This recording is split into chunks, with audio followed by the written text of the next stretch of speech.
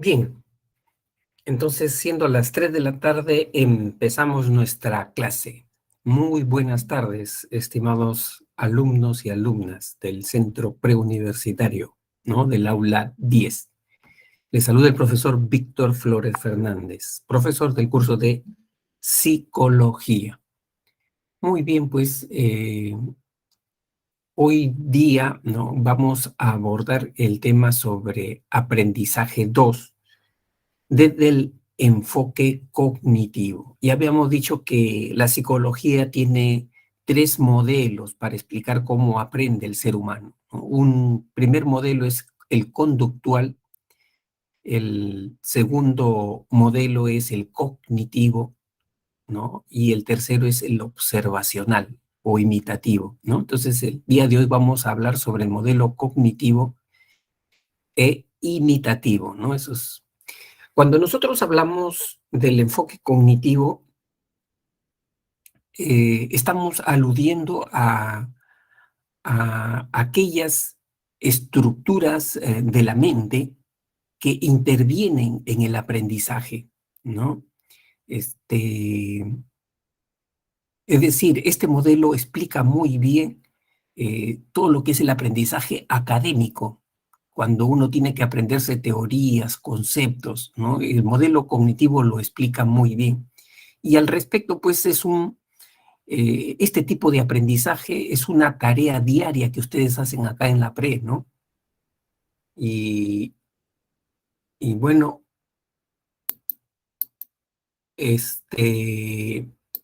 ahí siempre surgen preguntas, inquietudes de los alumnos respecto a cuál podría ser el mejor método para estudiar. Muchos alumnos tienen algunas dificultades, ¿no? En las formas como se preparan, ¿no? Cómo estudian, qué métodos utilizan, qué técnicas deben de utilizar, ¿no?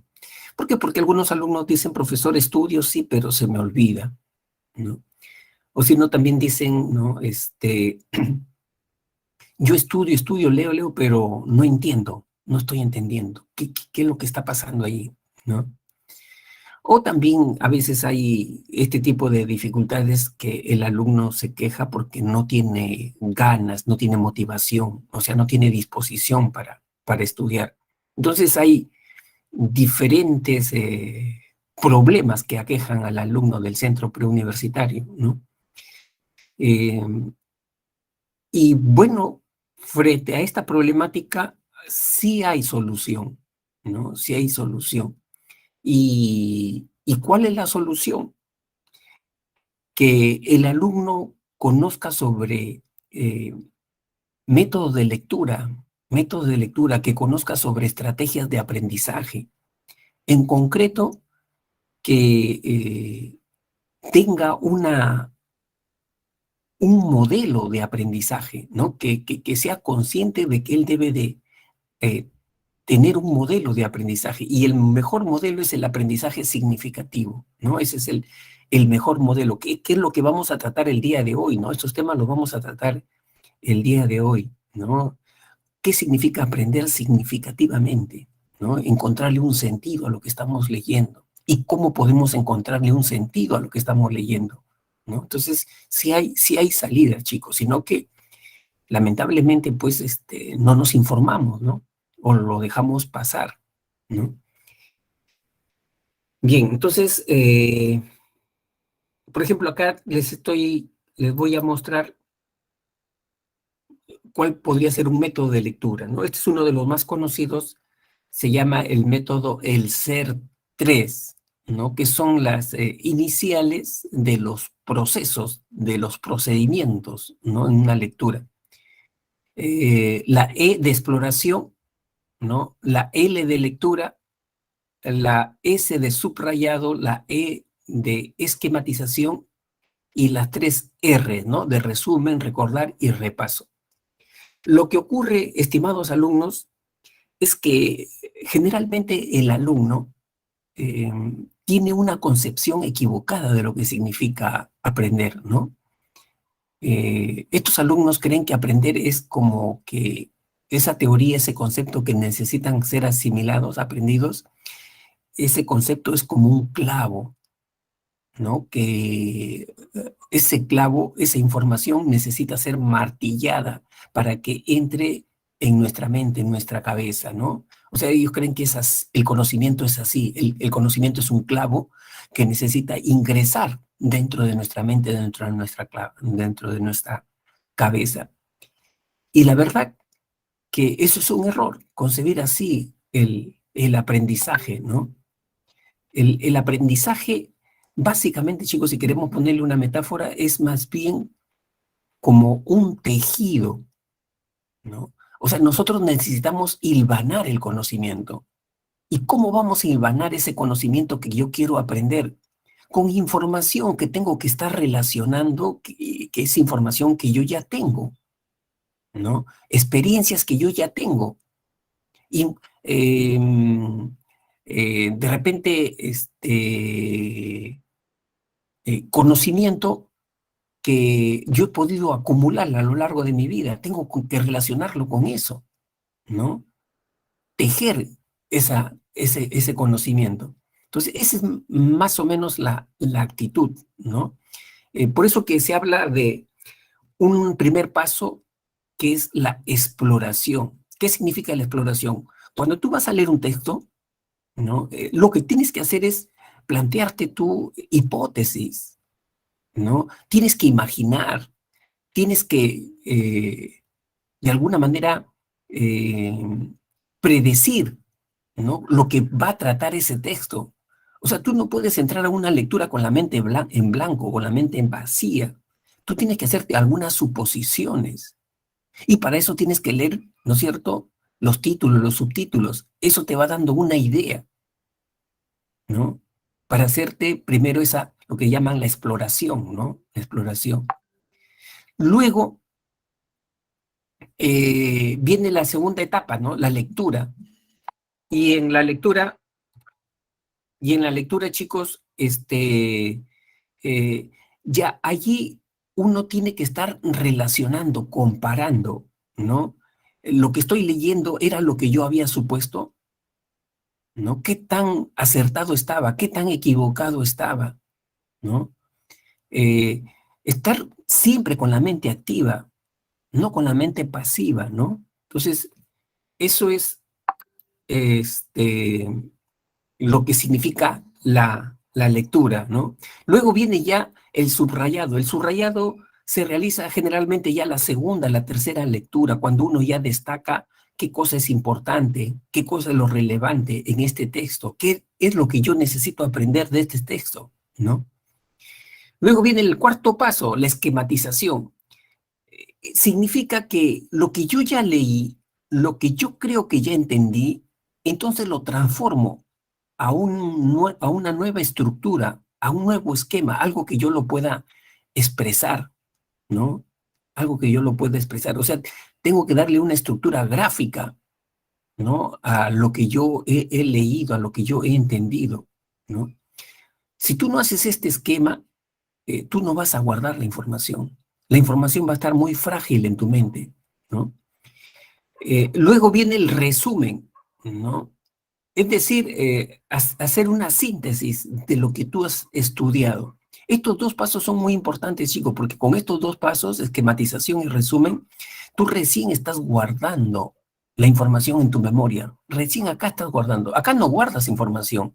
En el subrayado, en la lectura, no guardas información. Tú guardas información cuando haces esquemas, cuando haces resumen, ¿no? Entonces, si tú no haces estos dos pasos, es como si estuvieras con el conocimiento llevando agua en un colador, igualito, ¿no? No vas a retener nada, ¿no? Bueno, ya estudiaste, ya hiciste tu esquema. También es importante, ¿no? Recordar lo que estudiaste, hacerte preguntas, ¿no? Es muy importante, ¿no? Aplicar tu conocimiento, desarrollar pruebas, exámenes, ¿no? Y el último paso es el repaso, ¿no? El repaso, ¿no? Entonces, esto es práctica, ¿no? O sea, este es hacerse un hábito, ¿no? Al principio te va a costar, porque de repente no has tenido tú un método de estudio, ¿no? ¿Por qué? Porque De repente en el colegio, ¿no? No te han exigido, ¿no? Simplemente con estudiar 1 hora antes del examen, ibas a dar el examen y sacabas 15, 16, suficiente. O solamente con la explicación que daba el profesor, te ibas a dar el examen, suficiente aprobabas, ¿no? ¿Por qué? Porque en el colegio hay poca información, ¿no? Hay poca información. Acá en la pre ya no, pues, ¿no? Acá en la pre te dan como 17 cursos, 18 cursos, y cada semana te van dando bastante información. Entonces tú necesitas organizar esa información, necesitas valorar esa información.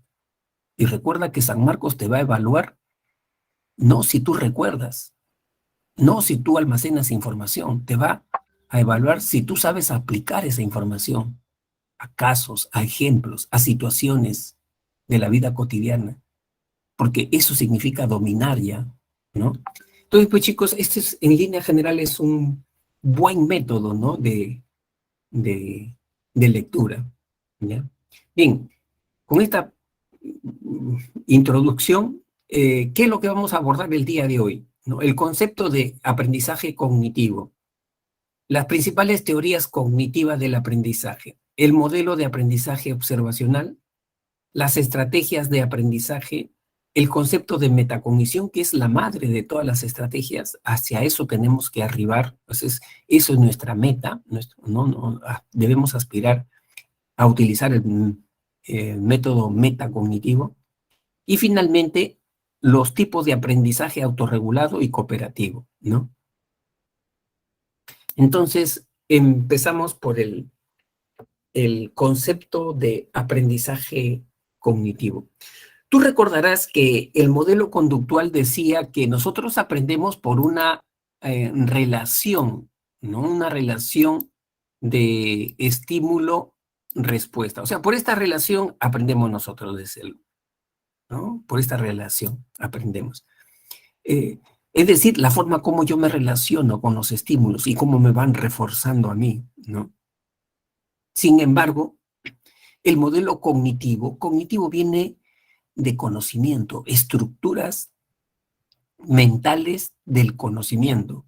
Este modelo le da importancia a lo que ocurre dentro del organismo, no estímulo-respuesta. Y dentro del organismo, dentro del sujeto, ¿qué hay? Perdón. Allí el sujeto tiene cerebro, no tiene mente, ¿no? Y dentro de la mente, ¿qué hay? Dentro de la mente hay estructuras mentales, que también se les llama procesos cognitivos o procesos mediadores. Entonces, se aprende por las modificaciones, por los cambios que se dan en estos procesos mediadores. Entonces, ¿cómo lo entiendo? Lo entiendo como que yo aprendo, ¿sabes por qué aprendo? Porque yo relaciono la información, porque yo comparo la información, porque yo analizo esa información, porque yo hago inferencias, aplico razonamiento para entender. Por eso es que yo aprendo. ¿Qué cosa estoy utilizando ahí? Mi pensamiento, mi pensamiento. ¿Y qué cosa es el pensamiento? Un proceso mediador. Es un proceso mediador, ¿no? Otros dirán, mira, ¿sabes por qué yo aprendo? Yo aprendo porque yo sé utilizar la memoria, pues. Yo hago mi esquema, mi cuadro sinóptico hago después de haber estudiado, para poder almacenar bien la información, si no, no la voy a poder almacenar. Entonces, si yo estoy explicando que de esa manera yo aprendo, entonces yo estoy asumiendo un enfoque cognitivo del aprendizaje, porque le estoy dando un peso, un valor determinante en el aprendizaje a estos procesos mediadores. Otro alumno dirá, ¿sabes por qué yo aprendo? Yo aprendo porque tengo buena disposición para aprender, ¿no? Porque yo siento satisfacción, gozo cuando estudio, ¿no? Porque yo no quiero estudiar solamente para el examen, para un puntaje, sino yo quiero estudiar porque quiero dominar el tema, quiero ser un experto en ese tema. Entonces yo tengo motivación intrínseca, por eso que yo aprendo, ¿no? Y yo no olvido después del examen, yo sigo teniendo la información, ¿no? Entonces, ¿por qué aprendes? Porque tienes buena motivación. ¿Cómo se llama eso? ¿No? Aprendizaje cognitivo, ¿no? Entonces, chicos, eh, cuando sabes usar bien estos procesos, vas a aprender, te dice el enfoque cognitivo. ¿Cuáles son esos procesos mediadores o constructos hipotéticos, ¿no? Que también se les llama la motivación, la atención, la percepción, el pensamiento, el lenguaje, la memoria, la inteligencia, ¿no? Entonces son procesos que nos ayudan a un buen aprendizaje. Si tú conoces los mecanismos, el dinamismo de estos procesos y lo aplicas cuando estudias, seguro que vas a tener un buen aprendizaje, ¿no? Entonces, en concreto, aprendizaje significa cambio en los procesos mediadores, ¿no? En los procesos mediadores, es decir, la actividad cerebral que retiene el ingreso sensorial y lo elabora convirtiéndolo, interpretando en categorías o atributos, ¿no? O sea, esta explicación un poco que lo está haciendo en el concepto, chicos, es una explicación que viene de la teoría del procesamiento de la información, de la informática que viene, ¿no? Pero en concreto, el enfoque cognitivo dice cuando tú modificas, ¿no? Esos procesos mediadores con datos, con información, para encontrarle un sentido, para encontrarle un significado a esa información. Ahí estás aprendiendo. Cuando yo explico así el aprendizaje, estoy utilizando el enfoque cognitivo, ¿ya? Muy bien. Ahora, ¿cuáles son las principales teorías cognitivas del aprendizaje? Ahí tenemos procesamiento de la información, el aprendizaje significativo, el aprendizaje por descubrimiento y el aprendizaje vicario, ¿no? O sea, son teorías teorías cognitivas, aunque al aprendizaje vicario a veces se le considera como un tercer modelo de aprendizaje, ¿no? Pero hay algunos autores que lo consideran que está dentro de las teorías cognitivas. Muy bien, entonces ese va a ser nuestro esquema de explicación de las teorías cognitivas. Pero antes de entrar a explicar cada una de las teorías cognitivas, es necesario que ustedes conozcan cómo empezó a surgir el movimiento cognitivo en psicología. Porque antes de que aparezcan las teorías cognitivas, entre los psicólogos y los profesores era predominante el modelo conductual de aprendizaje, ¿no? Ese era el modelo predominante, ¿no? Hasta la década del 60, ¿no? Eh, ¿Y cómo se abre la puerta al movimiento cognitivo? Con una propuesta de la gestal, de la teoría gestáltica, el concepto de insight, ¿no? Este concepto abre la puerta al movimiento cognitivo. ¿Cómo así? Tú sabes que gestal es un término alemán que significa forma, configuración, totalidad, ¿no? Eso es lo que significa gestal, ¿no? Donde ellos dicen que el todo es más importante que las partes. El todo es mucho más que la suma de sus partes. O sea, te da otro sentido el todo, ¿no? O sea, tú no ves a una persona, eh, eh, sus ojos por acá, su nariz por allá, ¿no? Eh, su boca por el otro lado, ¿no? Sino a una persona a la vez como una totalidad, ¿no? Y, y sus representantes de la teoría gestáltica fueron también psicólogos alemanes, Wertheimer, Kafka y Kohler. Justamente este autor, chicos, este autor, Kohler, ¿no?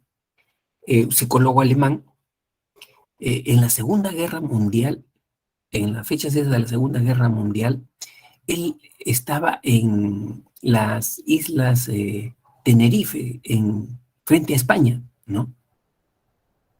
Allí tenía su laboratorio que estaba experimentando estudiando el aprendizaje en monos, ¿no? En monos. Y ahí tenía un monito, ¿no? De nombre Sultán, era su monito Sultán. Y Kohler aportó el concepto de insight, pues, ¿no? Tú sabes que insight viene a ser la comprensión súbita, la comprensión repentina que muchas veces las personas tenemos ese tipo de vivencia, ¿no? A veces en casa de repente no nos explicamos por qué la conducta fría, indiferente de algún miembro de nuestra familia, por qué está conmigo tan frío mi papá, mi hermano, tan distante, no, no, él no era así, ¿no? Y yo quiero encontrar una explicación a ese comportamiento, y no hay una explicación a ese comportamiento. Y dice que ya dejas de estar pensando en ese tema, incluso pueden pasar horas, hasta días, y ya no estás pensando en ese tema, y como por arte de magia, ¿no? Aparece en nuestra mente como un fogonazo, como un relámpago, una posible explicación al por qué el distanciamiento de nuestro papá, de nuestra mamá o nuestro hermano, ¿no? Y tú dices de repente, ya se enteró que yo le fui a decir lo que él hizo, ¿no? Acá en casa y no comunicó a nadie. Y ya, bueno, ya se enteró, pues, ¿no? Lo que le dije a mi mamá, ¿no? Y por eso ahora está frío conmigo, ¿no? Está distante conmigo. ¿Qué tipo de vivencia ha tenido esa persona? Ha tenido una vivencia de insight, de comprensión súbita, comprensión repentina, ¿no? Estas vivencias, chicos, la gente las conoce de tiempos inmemoriales, las conoce, nosotros también las conocemos, pero el mérito de Kohler es que él la explicó de manera experimental, ¿no? Con un monito, ¿no? Ese fue su gran mérito, ¿no? Él dice que puso en un ambiente, ¿no? A su monito sultán, lo puso hambriento, no le había dado de comer, ¿no? Y dentro de ese ambiente utilizó algunos medios, ¿no? En algunas ocasiones utilizó cajas de madera, en otros utilizó una vara, un palo largo, ¿no? Y en ese ambiente, en la parte superior, puso una cabeza de plátanos, ¿no? Y las cajas de madera o el palo, por un lado, lo más alejado posible de la cabeza de plátano, ¿no? Entraba el monito y comenzaba a saltar, ¿no? No lograba agarrar los plátanos, refunfuñaba, gruñía, ¿no? Y comenzaba a caminar, pisaba las cajas, pisaba la vara, todo, ¿no? Y así estaba 1 hora, 2 horas. En eso dice que Kohler lo que hizo es mover los elementos dentro del ambiente. ¿Qué cosa hizo? Agarró, por ejemplo, el monito estaba por acá, ¿ya? Supongamos que el monito ya estaba por acá, por este lado, estaba este monito, ¿no? Agarró la vara y el palo y lo puso en la dirección del campo visual, ¿no? Del campo visual entre el mono y la cabeza de plátanos. Esta varita que estaba en una esquina lo puso en la dirección del campo visual del mono y la cabeza de plátano. Entonces, ¿el mono qué hizo? El mono miró la vara, e inmediatamente miró la cabeza de plátano, y en ese momento el mono hizo una reconfiguración perceptiva, ¿no? En ese momento al monito se le iluminó la mente, se le prendió el foquito, ¿no? E inmediatamente cogió la vara y comenzó a golpear la cabeza de plátano. O en este caso, comenzó a apilar, ¿no? Las cajas en la dirección de la cabeza de plátano. ¿Qué había experimentado el mono? Un insight, una comprensión súbita. Entonces, los teóricos de la Gestalt dijeron, caramba, si el mono, siendo mono, aprende por los cambios que aparecen en su mente, ¿no? Porque hace insight el mono, con mayor razón también el ser humano. O sea que no es verdad que solamente se aprende por una relación de estímulo-respuesta, sino que también se aprende porque también pensamos, también imaginamos, por eso también se aprende. Y esa imaginación y esa comprensión súbita le llamó Kohler el insight, ¿no? El insight. ¿Se acuerdan ustedes? No sé, había que aparecía en los libros de Baldor, me acuerdo yo, había en los libros de Baldor, aparecía una experiencia de Arquímedes, ese matemático, ¿no? Griego, que dice que estaba tratando de resolver un ejercicio, ya tenía 2, 3 días ahí dándole duro, ¿no? Para resolver ese ejercicio, y no podía. Hasta que dejó de pensar, pero parece mentira que la mente sigue trabajando, aunque sea inconscientemente, pero sigue trabajando. Y dice que un día ya Arquímedes estaba bañando desnudo, ¿no? En la tina en su casa. Y en eso, mientras él se jabonaba, como por arte de magia, la solución al problema apareció como un fogonazo en su mente. Se emocionó Arquímedes y salió gritando desnudo a la calle, ¿no? Corriendo, eureka, eureka, ¿no? Lo encontré, lo encontré. O sea que este señor había tenido una experiencia de insight, ¿no? O comprensión súbita. Una vez que la Gestalt propuso este concepto, entonces empezaron el movimiento cognitivo a estudiar la mente. ¿Qué pasa en la mente cuando aprendemos, no? Y empezó el movimiento cognitivo y comenzaron a desplazar ya las teorías conductistas en la explicación del aprendizaje, ¿no? ¿Cuál fue la primera teoría cognitiva que apareció? Dice que la primera teoría cognitiva que apareció se llama el procesamiento de la información, ¿no? Que en realidad, chicos, esta teoría viene del campo de la informática. Lo que pasa que en esa fecha, ¿no? 1960, la informática había creado su mejor producto. ¿Cuál? La computadora. ¿No dicen que la primera computadora era tan grande que ocupaba una casa completa de 160 metros, ¿no? ¿No? Y la computadora, como tú sabes, procesa datos, ¿no? Y el mecanismo básico en el procesamiento de esos datos es la memoria, ¿no? Ese es el mecanismo básico. Pero la teoría del procesamiento de la información dice que la computadora trabaja por un algoritmo, o sea, por procedimientos. Trabaja por algoritmos, por procedimientos, ¿no? Y los psicólogos recogimos este aporte de la informática porque nos pareció interesante, ¿no? Y dijimos, así como procesa datos la computadora, el ser humano también igual procesa datos, igual aprende mediante esos mecanismos, esos procedimientos, ¿no? ¿Qué, qué ocurre entonces? ¿No? Entonces,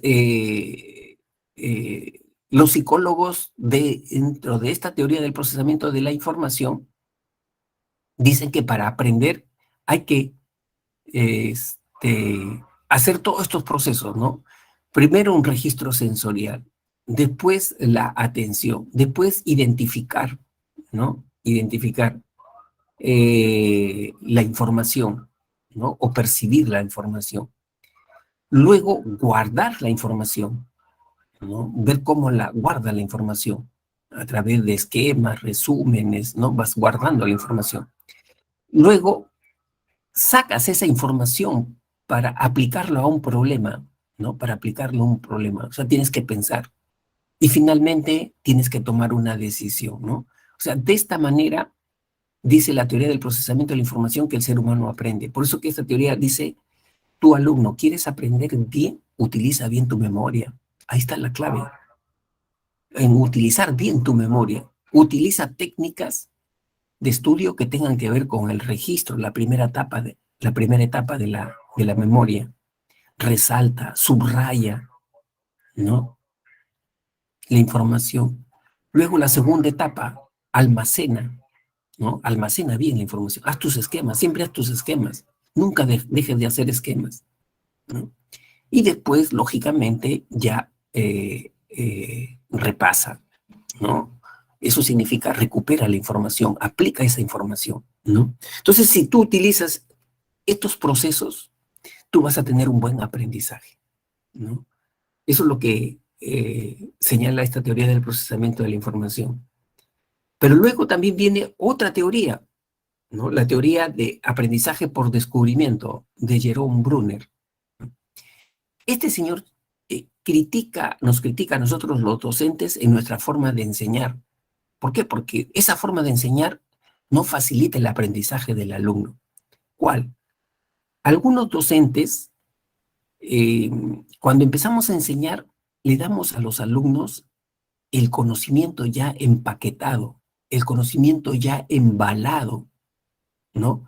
O sea, nosotros le ahorramos el trabajo al alumno y de que el alumno vaya desmenuzando el conocimiento, ¿no? Por ejemplo, yo en socialización quiero enseñarle a mis alumnos, ¿no?, lo que significa la socialización. Entonces, un profesor tradicional empezaría con el concepto. Socialización es la internalización de normas, valores, patrones de conducta de nuestra cultura, de nuestra sociedad, ¿no? O sea, le damos ya el concepto empaquetado, concepto ya embalado. Y así el alumno no va a aprender, dice. Así no aprende el alumno. ¿Cómo aprende el alumno? Cuando el profesor utiliza el razonamiento inductivo, o sea, tiene un esquema de enseñanza que utiliza el razonamiento inductivo. Acuérdate de lo que la inducción, ¿qué significa?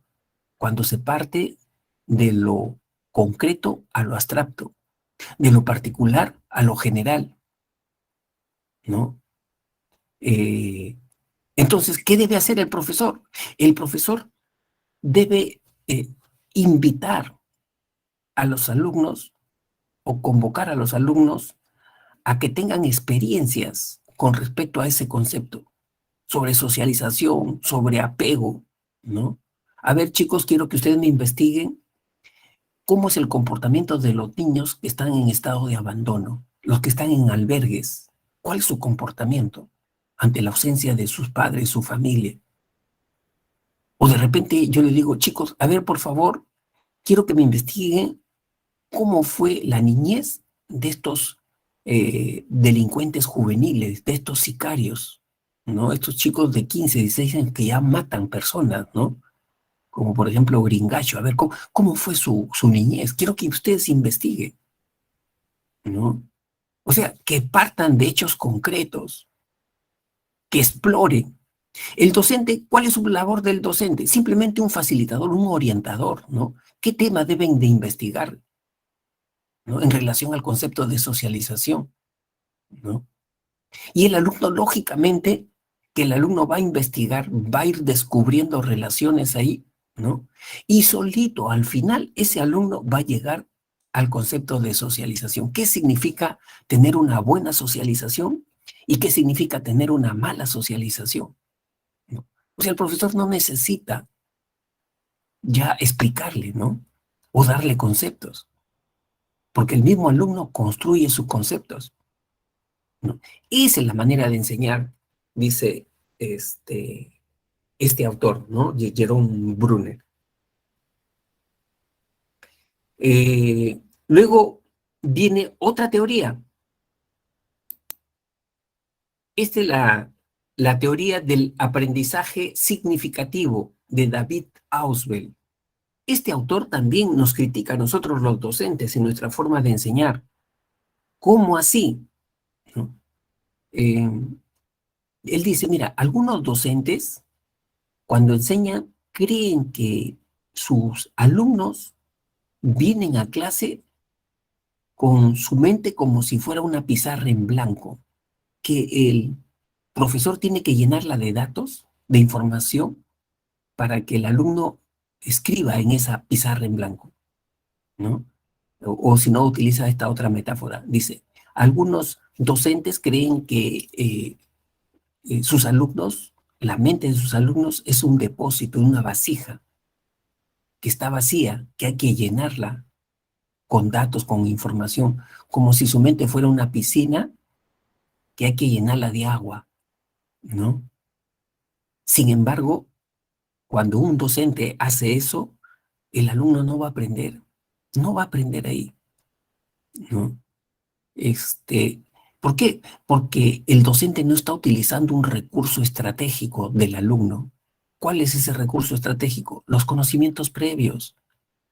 Cualquier alumno, no importa en qué nivel se encuentre, así se encuentre en primaria, así se encuentre en inicial, a clases ya viene con conocimientos previos, ¿no?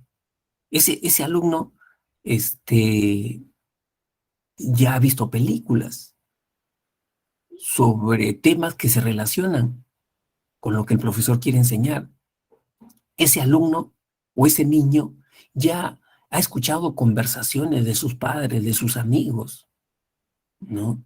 O sea, ese alumno no parte de cero, no parte de cero, no viene con la mente en blanco, ¿no? Entonces, lo que tiene que hacer el profesor es primero, antes de dar sus conocimientos, como dicen algunos alumnos, antes de dar su rollo, el profesor lo que tiene que hacer es despertar en el alumno sus conocimientos previos, ¿no? Es como, por ejemplo, yo, si fuera un profesor de historia, yo soy profesor de historia, antes de hablarle sobre la Primera Guerra Mundial, la Segunda Guerra Mundial, ¿no? De causas, efectos, consecuencias, antes de hablar ese rollo, yo primero como profesor tengo que activar conocimientos previos. Entonces, para eso utilizo anclajes. ¿Qué es un anclaje? Es una estructura de conocimiento que me permite a mí lanzarle al alumno como un puente entre sus conocimientos previos y lo que yo le voy a decir. Entonces yo un anclaje que podría utilizar es decirle a mis alumnos, chicos, ¿ustedes qué películas han visto de la Segunda Guerra Mundial? ¿No? Y entonces los alumnos inmediatamente, ¿no? Me dirán, pues, la vida es bella, profe. Otros dirán, no, el niño de pijamas de raya. Otros me dirán, no, profe, la lista de Schindler, ¿no?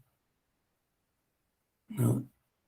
¿Y qué pasó ahí? Comentar qué cosa pasó en esas películas, ¿no? Y por qué la guerra, a través de ese conocimiento que ellos ya tienen ya, ¿no? Entonces, cuando yo despierto la curiosidad ya en el alumno, ¿no? Cuando yo activo ese anclaje, entonces recién allí yo comienzo a dar información como profesor. Entonces, el alumno ya está preparado, está a la expectativa para recibir esa información y va a comenzar a relacionar los nuevos conocimientos con sus conocimientos previos y va a encontrar respuestas, de repente interrogantes que tiene, ¿no? Y a esa información le va a encontrar un sentido, un significado, ¿no? Si yo como profesor no hago eso y de frente doy mi rollo, doy mi tema, entonces ese alumno le va a aparecer esa información que está en la estratosfera. Esa información le va a parecer que viene un poco de información fosilizada, ¿no? Que no tiene importancia, ¿no? Entonces, de esa manera se da el aprendizaje. El alumno se motiva, el alumno encuentra un sentido, ¿no? A la información de cualquier curso, ¿no? De cualquier curso. A ver, chicos, una pregunta para ustedes. Supongamos que ustedes ya miren estos 5 minutos de explicación de esta teoría cognitiva del aprendizaje significativo. Ustedes son docentes ya, son docentes, ¿no? Y quieren enseñarle a sus alumnos de primaria conceptos sobre herencia, cromosomas. ¿Cómo despertarían el conocimiento previo en sus alumnos si ustedes fueran docentes? Como ustedes comprenderán y están viendo, yo como docente utilizo esta teoría. El docente que no tiene una teoría sobre enseñanza, sobre aprendizaje, ese docente enseña a ciegas. Él cree que el conocimiento va a ser un clavo que hay que incrustarle en la cabeza del alumno, ¿no? Como ustedes han podido apreciar, yo como he empezado mi clase, con este anclaje, el modelo médico, ¿no? Con este es el anclaje que me ha servido, ¿no? Y he partido de su experiencia, de sus problemas, sus dificultades de algunos alumnos, para recién después estar hablándoles, ¿no? Sobre lo que significa el modelo cognitivo. Entonces, no solamente el profesor, el alumno que aprende también tiene que tener un modelo, una teoría que lo oriente y mejore su aprendizaje. Bien, entonces chicos, la pregunta sigue en pie. Ustedes son profesores, quieren enseñarle ese tema de herencia, código genético, cromosomas a sus alumnos. ¿cómo despertarían los conocimientos previos? Recuerda que ese niñito, así tenga 8 años, así tenga 10 años, ya viene con conocimientos previos sobre cualquier tema que tú quieras hablarles. ¿Cómo despertarías esos conocimientos previos? Recuerda este dato: una persona, un estudiante, domina un tema, ha aprendido un tema cuando es capaz de encontrar ejemplos, cuando es capaz de aplicar el conocimiento. Entonces, quiero ver si tú realmente has entendido, has comprendido lo que significa aprendizaje. Este, ya vienen los vendedores ambulantes.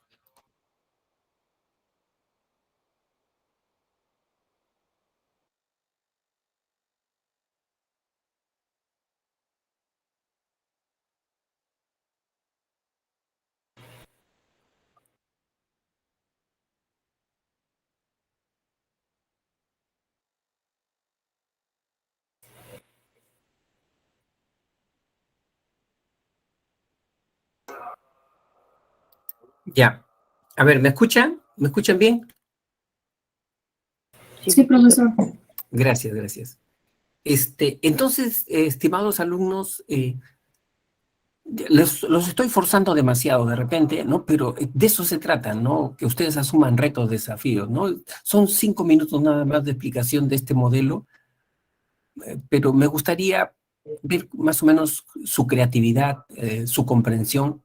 ¿Cómo podrían ustedes motivar, activar los conocimientos previos de chiquillos de 8, 10 años para que ustedes le puedan explicar sobre código genético, herencia, cromosomas? A ver, chicos.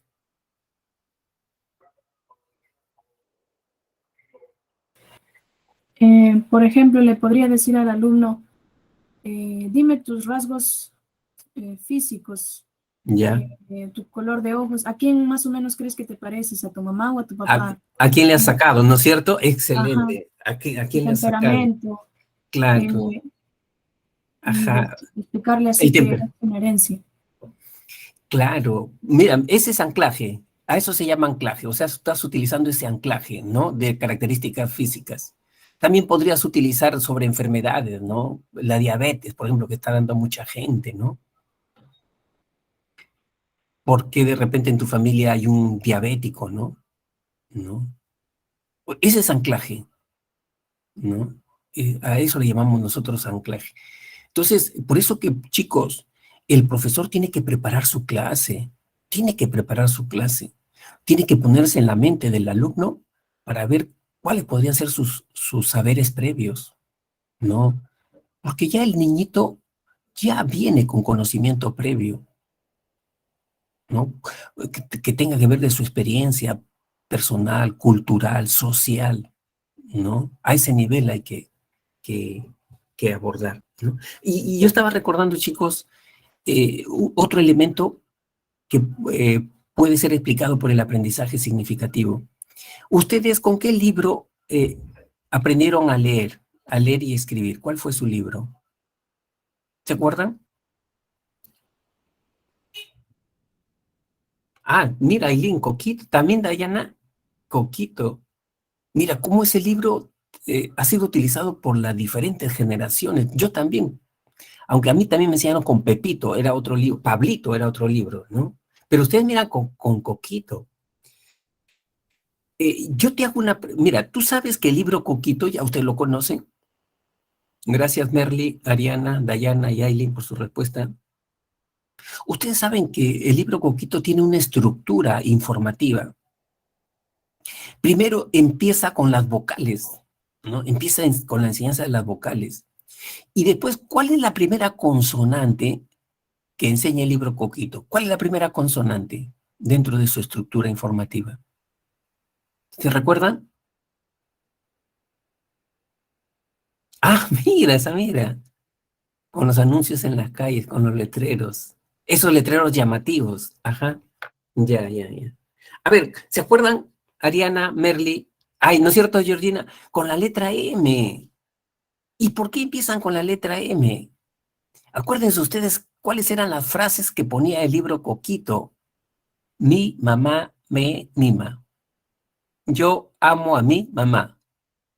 ¿Se acuerdan esas frases? ¿No? Claro, ¿por qué? Porque está aprovechando las experiencias, los conocimientos previos de ese niñito de 5 años, ¿no? Partir de allí, de las experiencias previas, los conocimientos previos, para que lo que esté leyendo el niño tenga un sentido, tenga un sentido. A ver, por ejemplo, les pongo otra situación. ¿Qué les parecería a ustedes si le vamos a enseñar la lectoescritura a un niño con el libro Coquito, pero este es un niño huérfano, es un niño que está internado en un albergue, ¿no? Y entonces, desde pequeñito no ha tenido esa experiencia de tener una mamá biológica, ¿no? Sino varias mamás sustitutas, varias mamás, ¿no? Y ahí un poco se despersonaliza la atención. Y empezamos a enseñarle con las mismas frases, ¿no? Que nos señala el libro Coquito. A ver, hijito, ¿no? Ese niño de 5 años, dime, mi mamá me mima, ¿no? O yo amo a mi mamá. ¿No te parece que esas expresiones para ese niño no van a tener mucho sentido? Porque no le genera un vínculo, no le genera un vínculo, ¿no? Igual sucede, por eso cuando a ustedes les dicen tienen que tener un método de lectura, ustedes tienen que activar sus conocimientos previos sobre esa lectura. ¿Qué sé yo sobre esa lectura? ¿Qué creo yo que sé sobre esa lectura? ¿No? Para que después cuando estés leyendo, estés comparando, contrastando, ¿no? Y el aprendizaje y la lectura sea activa, no pasiva. Eso es aprender. Eso es aprender. Mientras tú más relacionas esa información con tu experiencia, mejor vas a aprender, ¿no? O sea, empieza a ser consciente de esto y comienza a practicar en ese sentido. Y poco a poco tú vas a tener habilidad. Chicos, la mente y el cerebro es un músculo más, es como el brazo, como la pierna, es un músculo más. Acuérdate, ¿no? Tu cuerpo, la pierna, los brazos. O sea, si tú estás acostumbrado a trotar, te metes a una maratón, te va bien. Pero si no estás acostumbrado a trotar, te metes a una maratón, te va a ir mal, ¿no? Entonces, en la medida que tú te entrenes con estas formas de estudiar y estos modelos, pronto vas a adquirir habilidad, ¿no? Pericia. Y lo que antes hacías en 20 minutos, lo vas a hacer en 5, ¿ya? Empieza a ser consciente primero, ¿ya? Entonces, esta es la teoría del aprendizaje significativo. A ver, acá qué cosa dice Samira, con cartulinas donde se aprende. Ah, sí, pues, ¿no es cierto? Manipulando, ¿no es cierto? Sí, eso es lo que le he visto, ¿no? Manipulan para formar palabras con cartulinas, ¿no? Correcto. Y con imágenes también, asociado a imágenes, ¿no?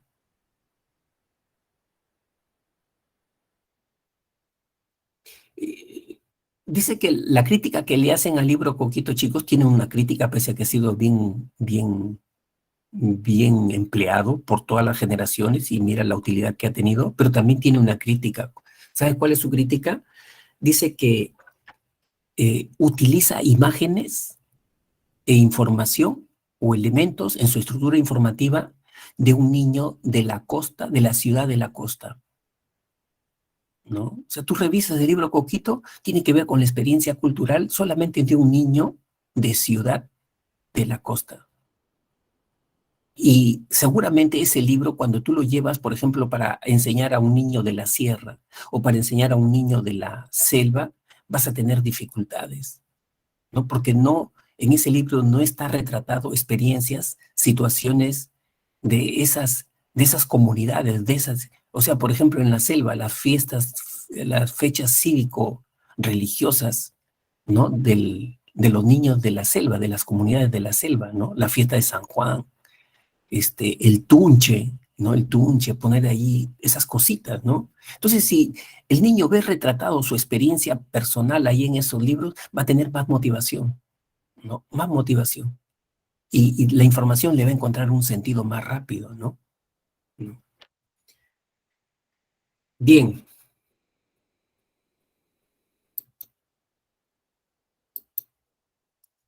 Luego tenemos el modelo del aprendizaje observacional, ¿no?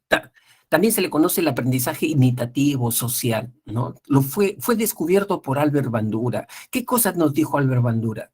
Nos dijo, mira, es cierto que la persona aprende por su experiencia directa, ¿no? Por su relación estímulo-respuesta, por cómo procesa los datos, la información, ¿no? Aprende por una experiencia directa. Eso es cierto, pero también no es la única. El ser humano aprende también por la experiencia de otras personas. O sea, aprende a través de la cabeza de otra persona, ¿no? Por ejemplo, si tú eres más acucioso como alumno de la pre y quieres acelerar tus procesos de preparación, cometer la menor cantidad posible de errores, ¿qué harías? Inmediatamente, ¿no? Buscas de repente un conocido, un familiar que ya ingresó a San Marcos, ¿no? Lo contactas y le pides que te dé algunos tips, cómo él se preparó, qué cosa le sirvió a él, ¿no? Para mejorar su rendimiento. Estás aprendiendo a través de la experiencia de otra persona. No necesitas caerte, golpearte, ¿no? Sino a través de la experiencia de otra persona. Esa otra persona es un modelo para ti, ¿no? Y así también se aprende. Así también se aprende. O sea, yo no necesito llegar a la luna para saber qué cosa hay en la luna, ¿no? ¿No? Entonces, este modelo se le llama el modelo del aprendizaje observacional, social, imitativo o vicario. ¿En qué situaciones se presentan este tipo de aprendizaje, chicos? En los niños, ¿no? Los niños todo imitan. Si en casa, por ejemplo, las personas adultas utilizan muchas lisuras, groserías, ese niño también se vuelve grosero, lisuriento, ¿no? Si en casa ese niño está expuesto solamente a la televisión y a estos programas de televisión donde hay mucha violencia, ese niño se comporta también con agresividad, ¿no? ¿Por qué? Porque está fijándose en estos modelos, ¿no? Y estos modelos que son recompensados, ¿no? ¿No? La moda también, ¿no? Es otra situación donde uno ve este aprendizaje, ¿no? O sea, te encanta cómo una persona se viste, cómo una persona tiene un corte de cabello y quieres replicar nuevamente eso, ¿no? En ti. También ahí en la moda se ve este tipo de aprendizaje. Cuando tú admiras a una persona de tu entorno, ¿no? Admiras de repente a un familiar, a un vecino, por su inteligencia, por su talento, por su personalidad, por su don de gente, ¿no? Y quieres seguir ese tipo de actitudes o conductas, ¿no? Entonces, eso se llama el aprendizaje observacional. Y dice que se da a través de este proceso. Primero, prestar atención al modelo, ¿no? ¿Qué es lo que me interesa de esta persona, ¿no? ¿Qué me parece interesante de esta persona, ¿no? Luego, esas características o conductas o actitudes, yo las retengo, ¿no? Luego viene la reproducción, ¿no? La ejecución. Por ejemplo, quiero aprender a bailar un género musical. ¿Qué tengo que hacer? Un video, ¿no? De YouTube, ¿no? Sobre ese género musical, ver cómo bailan allí, ¿no? Me fijo en los pasos que yo necesito aprender para aprender, ¿no? Para aprender a bailar. Luego comienzo a bailar, ¿no? Comienzo a ensayar a bailar. Y luego, de repente, me pongo un espejo para mirarme en ese espejo para ver si estoy haciendo igualito como el modelo, ¿no? Si lo estoy haciendo. O de repente otra persona allí, un familiar, le pregunto, ¿y qué tal? ¿Cómo me sale, no? Este baile, ¿no? De la salsa, la cumbia, ¿cómo me sale, no? Entonces, esa información se llama retroinformación, ¿no? O retroalimentación, ¿no? ¿Para qué?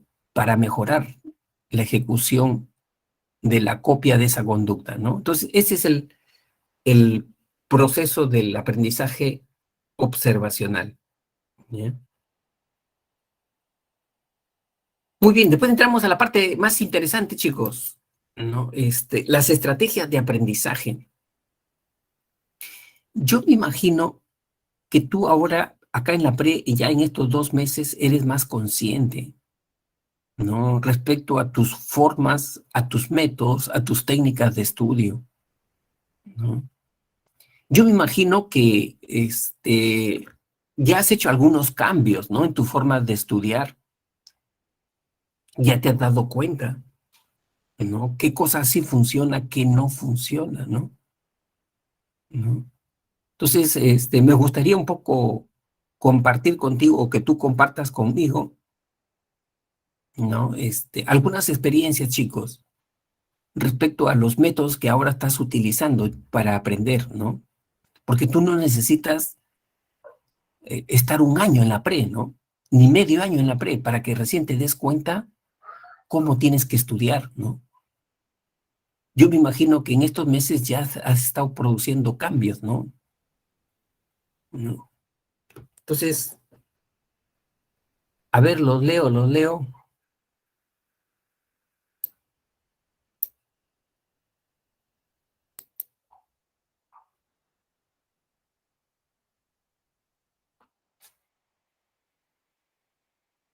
¿Cómo estudian? ¿Qué hacen para estudiar?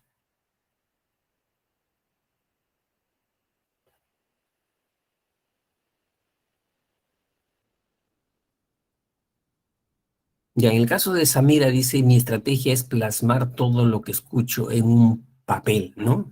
Ya, correcto. Graficar lo que ella escucha en clase, ¿no? Graficar muy bien. Ajá. Ya, Ariana en este caso dice, resalta textos y hace resúmenes, ¿no? Correcto, correcto. ¿No? Ujú. Hugo, igual yo, de allí me hago, ahí está, ¿no es cierto? Preguntas de evaluación, dice Hugo, ¿no? Unos días después que he estudiado sobre la calidad de su aprendizaje, él evalúa la calidad de su aprendizaje, ¿no? Ah, ya, interesante, Chirle, ¿no? Depende del curso. En matemáticas yo veo que en matemáticas hacen más práctica, ¿no? Es más práctico, se hacen ejercicios, ¿no? Siempre, en matemática, ¿no? Ey, ¿cómo tú haces, Chirle? ¿Cómo tú haces?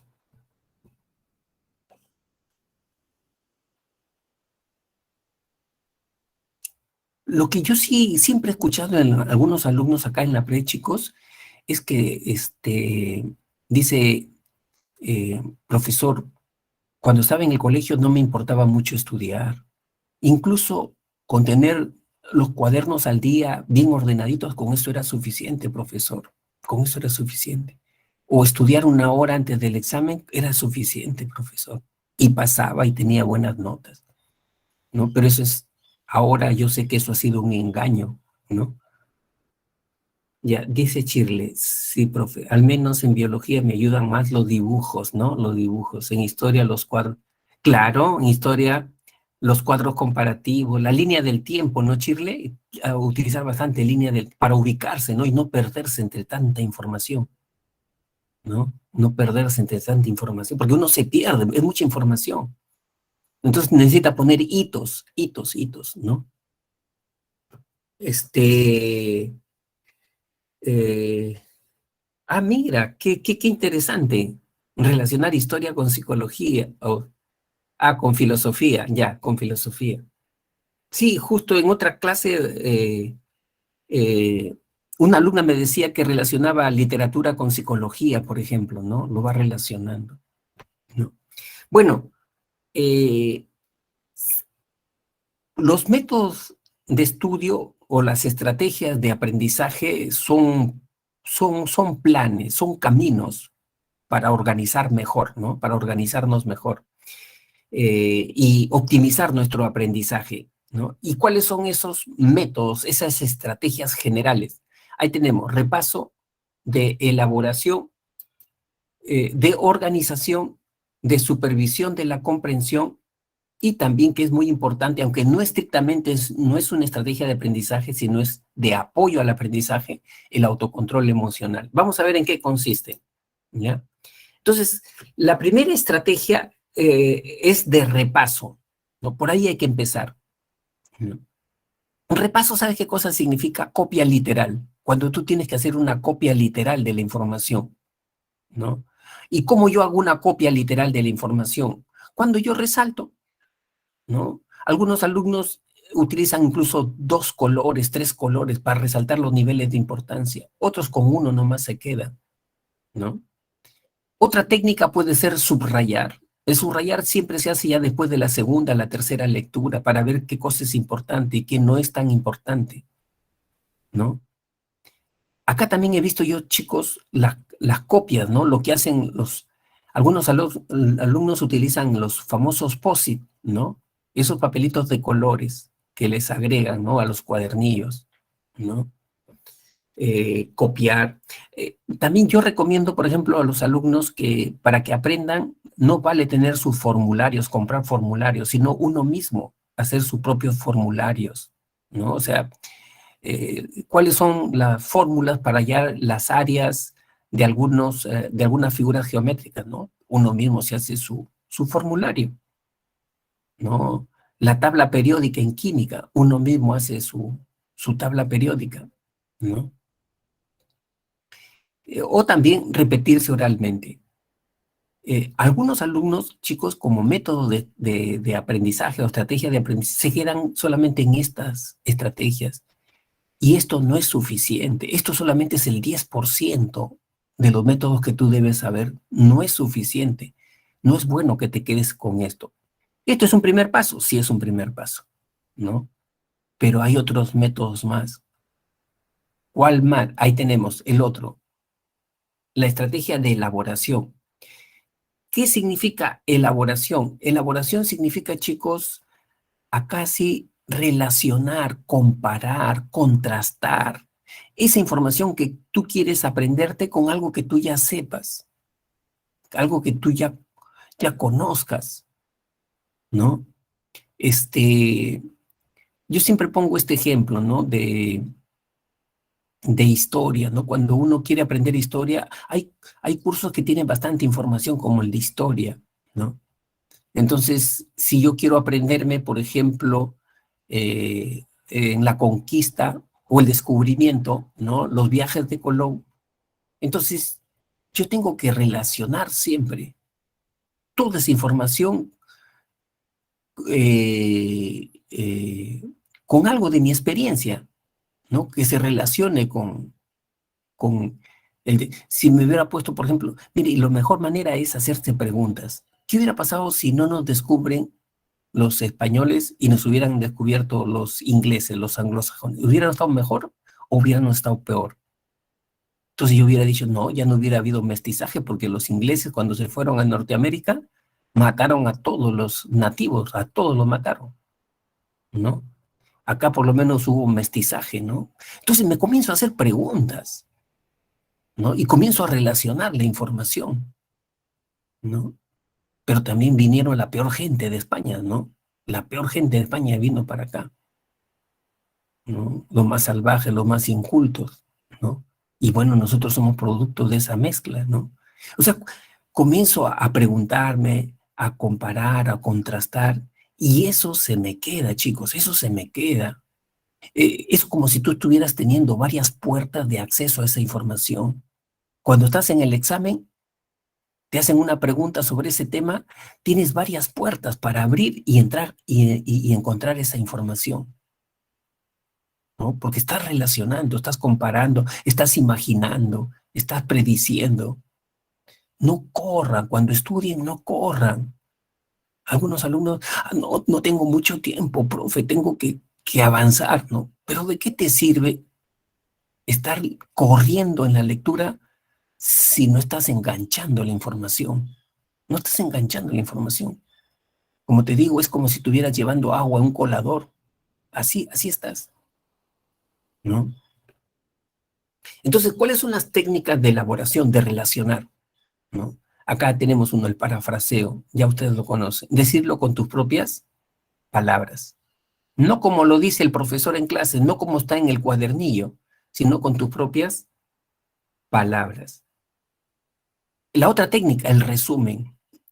El resumen, chicos, un buen resumen siempre es una cuarta parte del total de toda la información que tú tienes que sintetizar, ¿no? Si tú tienes un texto de 2 hojas, entonces en media cara tienes que hacer ese resumen, en media cara. Eso es un buen resumen, ¿no? Esa es una buena técnica. Luego, empleo de metáforas, analogías. ¿Por qué es importante esta técnica, chicos? Porque acuérdate lo que yo te había dicho, ¿no? Uno entiende, capta cuando lo abstracto lo vuelve concreto, ¿no? Lo abstracto lo vuelve concreto, lo abstracto lo vuelve imagen, ¿no? Entonces ahí uno está entendiendo realmente, ¿no? Miren, siempre hay que seguir los buenos ejemplos, ¿no? Y en este sentido, con esta técnica, hay que seguir el ejemplo del maestro de los más grandes maestros, ¿no? El mejor maestro que ha existido hasta ahorita, ¿no? Y que es una guía para nosotros los docentes. Yo no soy católico, no soy creyente, pero reconozco el valor, ¿no? De Jesucristo, ¿no? Jesucristo, para enseñar a sus discípulos, para enseñar al pueblo conceptos abstractos como, por ejemplo, justicia, equidad, mira, el concepto de equidad, ¿no? ¿Qué recurso pedagógico empleaba? A ver, chicos, ¿qué recurso pedagógico empleaba Jesús para enseñar estos conceptos éticos al pueblo? ¿Se acuerdan? ¿No es cierto, Hugo? Parábolas. ¿No es cierto, Georgina? Parábolas. ¿Y qué son las parábolas? Cuentitos cargados de imágenes. Cuentitos cargados de imágenes, ¿no? La oveja descarriada, el hijo pródigo. Y la gente le entendía. La gente lo entendía fácilmente, ¿no? Claro. Entonces, estas parábolas venían con una enseñanza, pero acuérdate que utilizaba los recursos de la misma gente. O sea, la oveja descarriada empleaba, ¿no? Elementos que era de ese pueblo, era pastor, ¿no? Su relación, su experiencia tenía que ver con ovejas y le explicaba a través de su propia experiencia, ¿no? Y la gente lo entendía fácilmente, lo entendía. Por eso, tú entiendes algo cuando algo abstracto lo conviertes en algo concreto, ¿no? Algo, de tu propia experiencia, ¿no? Algo de tu propia experiencia. Miren, chicos, les cuento una situación que a mí me gusta leer, ¿no? E incluso de otras disciplinas. Ustedes saben que a los ganadores de los premios Nobel, ¿no? Les dan justamente, valga la redundancia, les dan un incentivo, les dan un premio, creo que es 1 o 2 millones de dólares, así. Pero para darle ese incentivo económico, ellos tienen que presentar un libro donde relaten cuál ha sido su experiencia para llegar a ese descubrimiento, ¿no? Y yo me leí un libro de los que descubrieron el ADN. A ver, ¿quiénes descubrieron el ADN? Pregunta de cultura general a los chicos. ¿Quiénes fueron los que descubrieron el ADN? Los leo. Biología. Watson y Crick. O sea, fueron 2 biólogos, Watson y Crick, ¿no? Y yo he leído su libro, pues, ¿no? Y ellos dicen que ya habían descubierto, ya después de años habían descubierto los mecanismos de los cromosomas, ¿no? De la transmisión de la información, pero ellos querían que ese concepto, ¿no? Se difundiera entre el pueblo, y en un pueblo que no supiera no supiera nada de biología, de química. Y entonces ellos durante 3 días estuvieron pensando en una imagen que pudiera graficar realmente cómo era el código genético, ¿no? Y su importancia. Y dice que esa tarea a ellos les demandó 3 días de estar pensando, dando vueltas, ¿no? Y al final dice que descubrieron esa imagen. Y es una imagen que aparece en todos los libros de biología. ¿Cuáles? ¿Se acuerdan? Sobre el ADN, la imagen que aparece en los libros de biología, chicos. Como dos cadenas entrelazadas, así. ¿No es cierto? Claro, la doble hélice, ¿no es cierto? Ajá. La doble hélice, ¿no? Y eso se queda grabado en la mente, así incluso no sepan de biología, de química, ¿no? ¿No? ¿Por qué? Porque la imagen tiene un poder, ¿no? Explicativo. Nos dicen, una imagen vale más que 1000 palabras, ¿no? ¿No? Entonces, chicos, ustedes cuando tengan problemas para entender algo, pónganse el reto de transformar ese concepto en una imagen. Conviértanlo en una imagen para ver si realmente lo están entendiendo. ¿Ya? Otra técnica de elaboración, acuérdate, relacionar la nueva información que quieres aprenderte con algo que tú ya sepas. Pueden ser las reglas mnemotécnicas.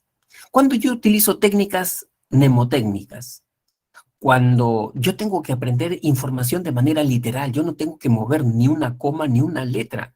Igualito lo tengo que aprender. Y hay bastante información que debe ser aprendida así, ¿no? Como que, por ejemplo, dice que en estos cursos de biología hay bastante información. Estos cursos de geografía también hay bastante información que tienes que aprenderte de manera literal, ¿no? A ver, te dicen, a ver, los pisos ecológicos de Pulgar Vidal, ¿no? Son como 8 pisos ecológicos. ¿Cómo te lo aprendes? ¿No? A ver, ¿cuáles son los ríos, los 54 ríos de la cuenca del Pacífico en el Perú, desde Tacna hasta Tumbes? O sea, poder aprenderte, pues, todos los ríos, ¿no? Río Saña, río La Leche, río Chira, río Virú, río Jequetepeque, todititos los ríos, río Rima, ¿no? Entonces, para eso están las reglas mnemotécnicas. En este caso, por ejemplo, mediante el acróstico, ¿no? Ya usted ya conoce. ¿No? Quieres retenerte estos elementos, ¿no? La primera letra de cada uno, ¿no? Y formas una palabra. O sea, cuando necesites recordar, solamente recuerdas la palabra, ¿no? Sean. Y inmediatamente sacas estos nombres, ¿no? Entonces, esa es una regla mnemotécnica, ¿no? Empleo acróstico. Otros es la rima. Con la rima uno también aprende, chicos, rapidito, ¿no? El tono, el canto. Mira, acá les he traído eh, una regla mnemotécnica bastante usada, ¿no? Que tiene que ver con la rima, las canciones, ¿no? A ver, vamos a ver. eh, Quiero ver si la pueden visualizar. Ujú.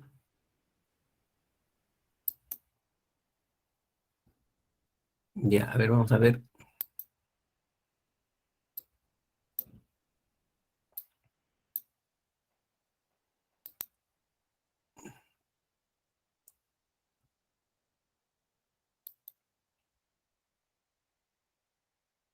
Sí se ve, profesor, toda su Sí, pantalla. sí, ya, sí se ve, ya, perfecto. Entonces, empezamos, mira. Esto es aprenderse los pares craneales con música de fondo de esta canción, Tusá, creo que era, ¿no?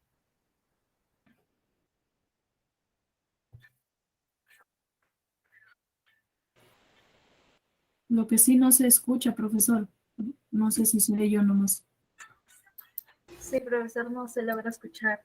Ah, no se escucha, ya. Entonces creo que hay que dejar de compartir. Voy a dejar de compartir y para compartir nuevamente, ya, dejar de presentar. Ajá. Como pestaña tienes que compartir, profesor. Ya, gracias. Una pestaña ya.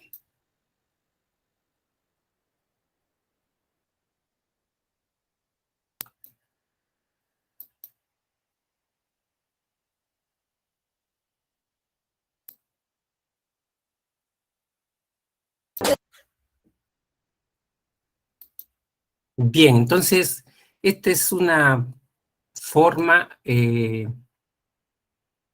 vamos a ver acá, dejar de presentar y empezamos ya con nuestra clase.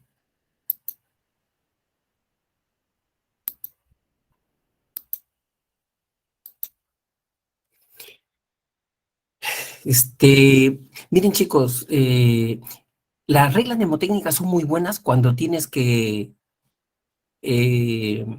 retener información literal, solamente para ese tipo de información. Es decir, en geografía hay bastante de ese tipo de información, en biología hay bastante de ese tipo de información, ¿no? Yo estoy recordando cuando era niño, había profesores muy sabios, no conocían mucho de teoría, pero a nosotros cuando éramos niños, hasta segundo o tercer año de primaria, nos exigían aprender la tabla de multiplicación hasta el 12, ¿no?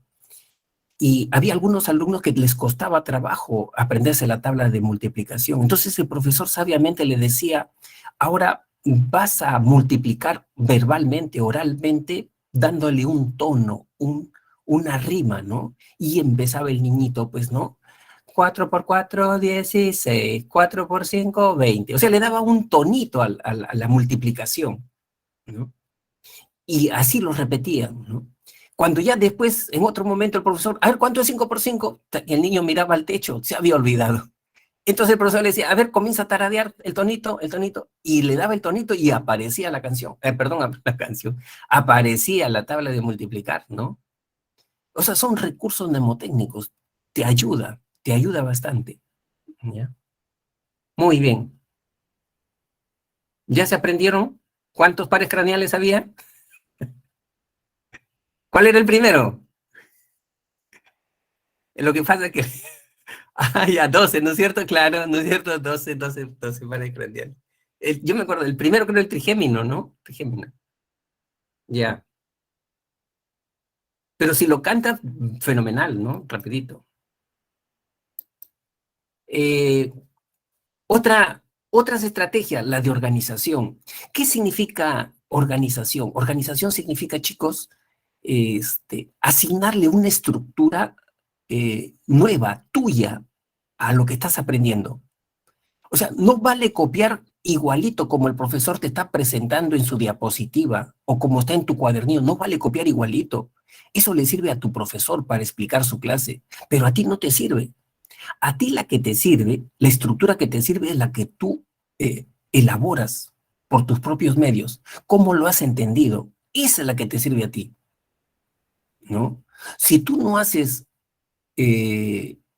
este nuevo código, esta nueva estructura informativa, como por ejemplo un mapa conceptual, un cuadro sinóptico, lo que decía ahí su compañera, cuadros comparativos, ¿no? Línea del tiempo para historia, ¿no? Si tú no haces eso, entonces no estás almacenando información, no estás almacenando. Hacer esto, chicos, estas técnicas significa pesar la información, valorar la información, jerarquizar la información, darle un valor a esa información. ¿Por qué es importante esto? Para que no te pase lo que les pasa a algunos estudiantes. ¿Qué les pasa a algunos estudiantes? Que cuando están dando el examen, leen la pregunta, una vez que la han leído, ¡ah!, se emociona. Ah, sí la sé, dice, sí la sé. Pero ya tienes que entrar a la segunda etapa de ver cómo resolverla realmente esa pregunta. Y necesitas un dato. Y lamentablemente no sabes cómo encontrar ese dato. Por lo tanto, no puedes resolver esa pregunta. ¿Y por qué te pasa eso? Porque la información la tienes amontonada en tu cabeza, está amontonada. La has recibido, sí la has recibido la información, pero no lo has valorado la información, no la has estructurado, no la has jerarquizado la información, es decir, no has ordenado la información. Entonces te va a costar trabajo encontrar la ruta para encontrar ese dato, ¿no? Entonces, si a ti te ocurre eso seguido, que te es familiar siempre las preguntas, pero no las puedes resolver, entonces te está faltando esto, te está faltando esto. Al principio te vas a demorar, algunos alumnos, profesor, pero eso toma tiempo, me tomaste mucho tiempo, yo tengo que estudiar. Una vez más, ¿de qué te sirve correr si no estás guardando la información? Al principio te va a costar, de repente 20 minutos, pero el cerebro es como cualquier músculo. Con la práctica se hace más hábil. Lo que hacía en 20 minutos ahora lo vas a hacer en 5, en 3 minutos. Sigue con esa práctica y te va a ir mejor. Bien, luego tenemos la otra estrategia. La estrategia de supervisión de la comprensión. Esta estrategia, chicos, significa evaluar la calidad de tu aprendizaje. Ya acá uno de sus compañeros lo había leído, ¿cómo se llama? Que hacía esas, ¿no? Que se hacía preguntas, ¿no? Acá, ¿no? Hugo Galvez, por ejemplo, igual yo, de allí me hago preguntas unos días después sobre lo que estudié. Claro, Hugo lo que está viendo es la calidad de su aprendizaje, tiene que evaluar la calidad de su aprendizaje. ¿De qué te sirve haber estudiado 2 horas, 3 horas, si no sabes cuánto realmente sabes, ¿no? Y la calidad de ese aprendizaje. Y allí hay varias técnicas. Una es hacerse preguntas, otra es desarrollando prácticas de la de ciclos pasados, y otra presentándose a los exámenes. Los exámenes, chicos, caramba, es un buen recurso. No hay que verlo como un cuco, como una amenaza, un examen. El examen es un aliado, ¿no? Pero la mejor técnica, desde mi concepción, la mejor técnica es enseñar a otra persona. Para mí esa es la mejor técnica. Yo te hago una pregunta. Cuando un alumno enseña a otro alumno, ¿quién aprende más? ¿El que recibe esa enseñanza o el que está enseñando?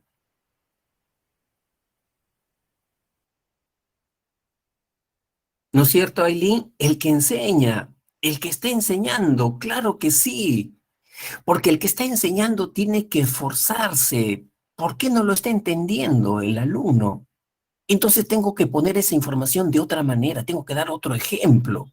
Y me esfuerzo yo para mirar ese tema desde otra óptica, desde otra perspectiva, y entender por qué no me está entendiendo el alumno. ¿Qué lo está trabando? ¿No? O sea, yo me esfuerzo más, ¿no? Por eso yo he llegado a una conclusión, chicos. ¿Cuál es mi conclusión?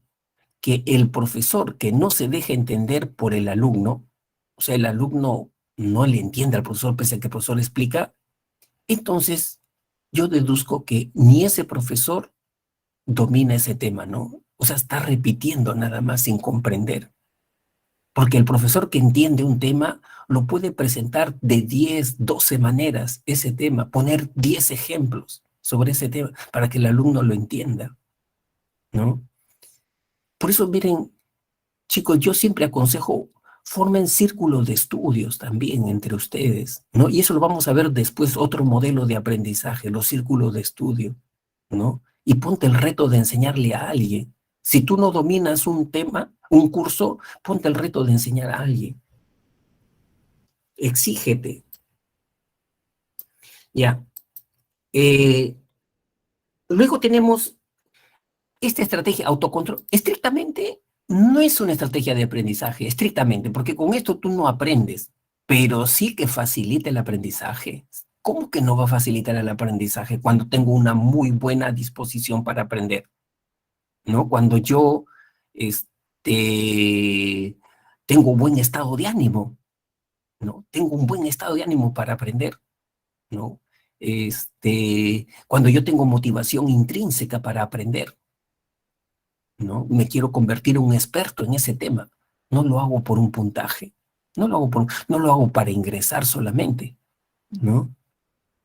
Entonces tengo buenos resortes para aprender. O sea, el aprendizaje para mí es un viaje, disfruto ese viaje, ¿no? No es una tortura, ¿no? O sea, tengo buena actitud para para el aprendizaje, ¿no? Cuando yo sé manejar mi tensión, mi ansiedad, sé manejarla, ¿no? Ya sabemos que el ingreso a San Marcos es como una maratón, ¿no? Es una maratón. San Marcos no se define ni en una semana, ni en un mes, ni en 5 meses. San Marcos se está definiendo en un año, año y medio, ¿no? Entonces, no solamente debo ser una persona que tenga bastante conocimiento, bastante información y lo domine, sino también que sepa manejar mis estados emocionales, ¿no? O sea, si yo rápido me desespero, rápido me decepciono, rápido me estreso, ¿no? Podré ser muy inteligente, podré ser muy sabio, pero al momento del examen, ¿no? Ahí tengo problemas, ¿no? Entonces, cultivar, ¿no? El manejo emocional es bien importante. Y ahí para cultivar el manejo emocional, chicos, es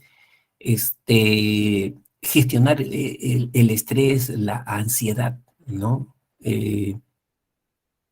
Entender que la tensión, la ansiedad, no la vas a desaparecer. Lo único que tienes que hacer es mantenerla en un nivel moderado, porque la ansiedad en sí es buena, es necesaria. La ansiedad es una energía extra que me ayuda a enfocarme en el tema, en lo que tengo que hacer, en lo que tengo que aprender, en lo que tengo que estudiar, y no estar enfocándome en mí ni en el futuro. Podría llegar a alcanzar mi meta, llegaría a ser el puntaje, ¿no? Los demás van a pensar que soy muy temeroso, muy miedoso. O sea, me estoy enfocando en mí mismo. Mis pensamientos están girando en torno a mí mismo y no están enfocados en lo que tengo que hacer, en la tarea en sí, ¿no? O sea, cuando yo me doy cuenta de eso y comienzo a enfocarme en la tarea, ¿no? Y utilizo esa energía para enfocarme en la tarea y no en preocupaciones vanas o inútiles, y hago un hábito de eso, chao ansiedad, ¿no? Entonces, eso nos ayuda para aprender mejor, ¿no? Bien, entonces, luego tenemos acá, chicos, esta es la mejor estrategia, ¿no? Es la estrategia madre, ¿no? Y esta estrategia se presenta cuando el alumno es consciente de, luego de una evaluación, cuáles son sus mejores métodos para estudiar.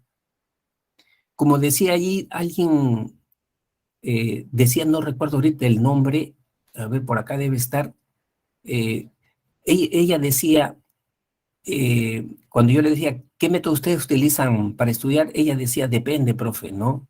Si es para un curso de ciencias, para un curso de letras, depende, ¿no? O sea, esa alumna ya ha hecho una evaluación metacognitiva, ¿no? De sus métodos de enseñanza y respecto a qué cursos, ¿no? Son más útiles esos métodos de enseñanza. ¿Cómo se llama esa experiencia? Una experiencia metacognitiva, ¿no? Una experiencia metacognitiva. Entonces, experiencia metacognitiva es si tú ya has hecho una evaluación de tus métodos de aprendizaje y has descubierto cuál es el mejor método para ti, cuál es el que funciona para ti, ¿no? Para ti, qué es lo que sí funciona para aprender bien, ¿no? A ver, chicos, un poquito, a ver, como este es el mejor método y hacia eso debemos de apuntar, ¿no? Quisiera que pudieran ustedes compartir, ¿no? Sus experiencias. Eh, ¿Ustedes de qué se han dado cuenta de cuál es la mejor forma de estudiar para ustedes? A ver, los leo.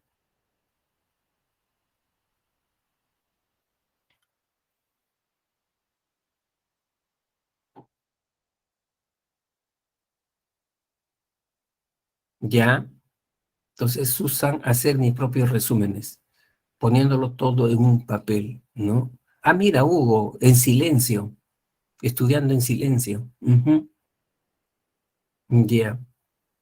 O sea, cuando el alumno ha llegado ya a una conclusión, después de una evaluación, después de una experiencia, ¿no?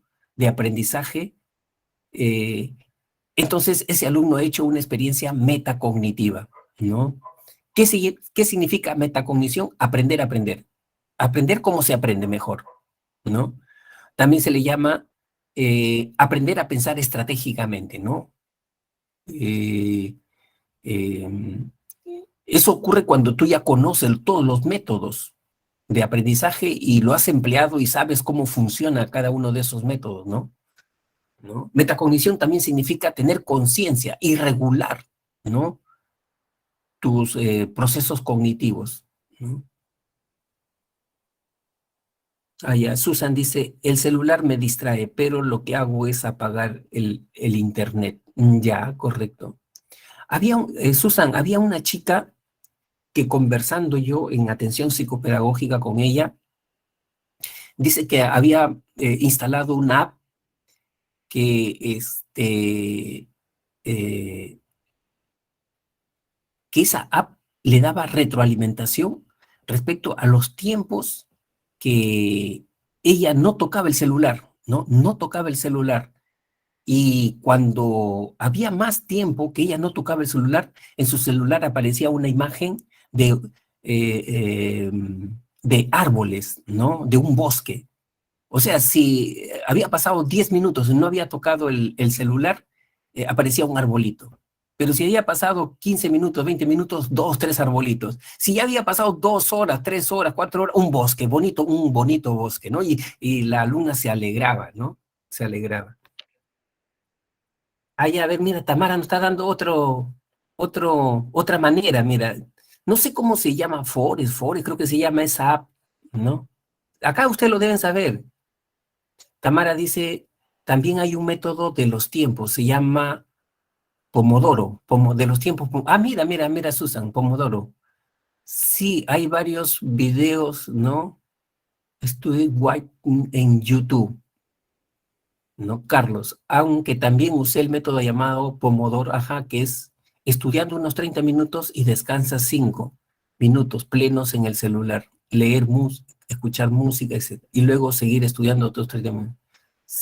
Forest, ¿no? Forest. Ahí está, ya ves, Carlos dice Forest. Ya. Lab se llama, también Tamara, Lab se llama Forest. Trata de agregar un tiempo de estudio y durante ese tiempo crece un árbol en el lab, ¿no? No te deja entrar a aplicaciones que pueden ser de distracción hasta que acabe tu tiempo. Todo está hasta que tú le agarres el gusto a la lectura. Una vez que tú le agarras el gusto a la lectura, te olvidas de aplicativos, de eso ya, ¿no? O sea, la lectura te atrapa ya, ¿no? Pero sí, son buenos recursos, son buenos recursos. Voy a anotar, porque siempre es bueno, ¿no? Yajaira dice y lo tengo que revisar también, ¿no? Y Forest. Ya. Gracias, chico. Ya ves, intercambiando se va aprendiendo, ¿no?